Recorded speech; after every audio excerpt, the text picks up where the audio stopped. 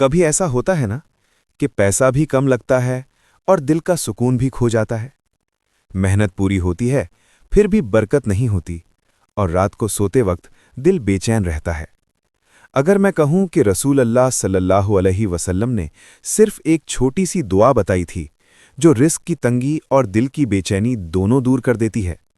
یاد رکھو، سکون صرف پیسے سے نہیں آتا اور پیسہ صرف محنت سے نہیں بڑھتا۔ جب تک اللہ کی مدد شامل نہ ہو زندگی بھاری ہی رہتی ہے۔ اس لیے رسول اللہ صلی اللہ علیہ وسلم نے اپنی امت کو ایک بہت ہی پیاری اور آسان دعا سکھائی۔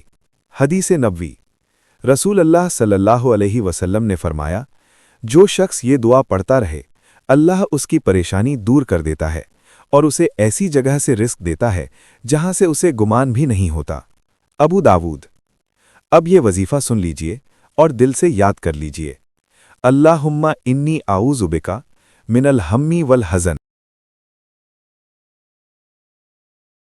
میننگ سمپل، یا اللہ میں تیری پناہ مانگتا ہوں غم سے، گڈ دا 48 بے چینی سے، کمزوری سے، کاہلی سے، بخل سے اور قرض کے بوجھ سے۔ کیسے پڑھنا ہے؟ ویری سمپل، صبح نماز کے بعد، شام مغرب کے بعد، صرف 3 مرتبہ۔ نہ کوئی مشکل گنتی، نہ کوئی سخت رول، بس یقین کے ساتھ۔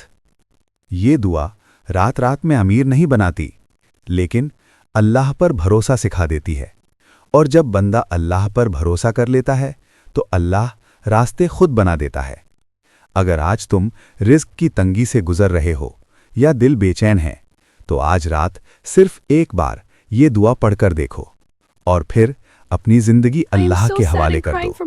یقین رکھو، اللہ کا وقت ہمارے وقت سے بہتر ہوتا ہے۔ I lost my job and all my hope was on. I cried to Allah, Alhamdulillah, Allah's there.